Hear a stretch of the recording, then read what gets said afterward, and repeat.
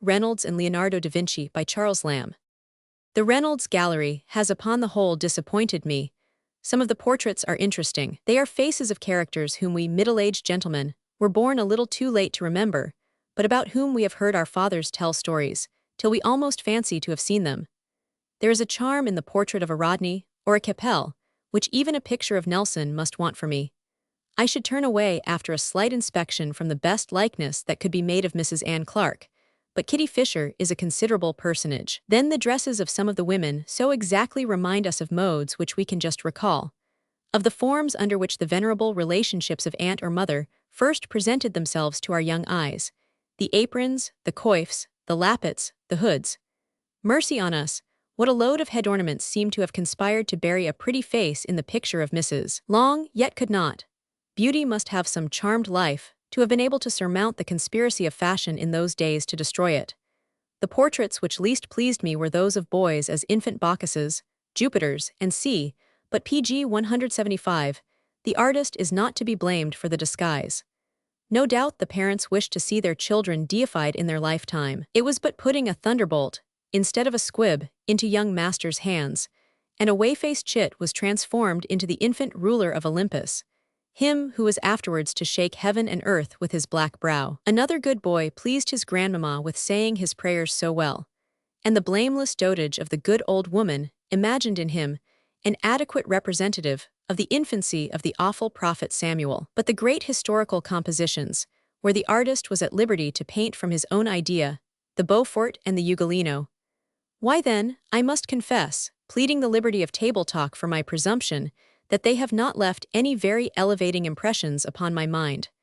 Pardon a ludicrous comparison. I know, madam, you admire them both, but placed opposite to each other as they are at the gallery, as if to set the one work in competition with the other, they did remind me of the famous contention for the prize of deformity, mentioned in the 173d number of The Spectator. The one stares and the other grins, but is there common dignity in their countenances? Does anything of the history of their life gone by peep through the ruins of the mind in the face, like the unconquerable grandeur that surmounts the distortions of the Laocoon?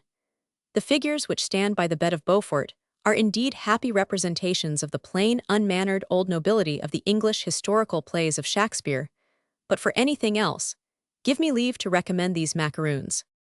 After leaving the Reynolds Gallery, where, upon the whole, I received a good deal of pleasure, not feeling that I had quite had my fill of paintings, I stumbled upon a picture in Piccadilly, number 22, I think, which purports to be a portrait of Francis I by Leonardo da Vinci. Heavens, what a difference! It is but a portrait as most of those I had been seeing, but placed by them it would kill them, swallow them up as Moses's rod the other rods. Where did those old painters get their models? I see no such figures, not in my dreams, as this Francis, in the character, or rather with the attributes of John the Baptist, a more than mortal majesty in the brow and upon the eyelid, an arm muscular, beautifully formed, the long graceful massy fingers pg 176 pressing, yet so as not to hurt, a lamb more lovely, more sweetly shrinking, than we can conceive that milk-white one which followed Una. The picture altogether looking as if it were eternal, combining the truth of flesh with a promise of permanence like marble. Leonardo, from the one or two specimens we have of him in England, must have been a stupendous genius. I scarce can think he has had his full fame.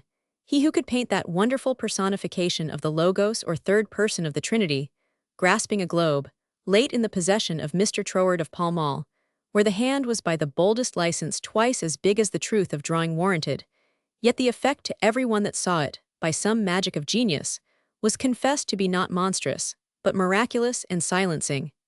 It could not be gainsaid.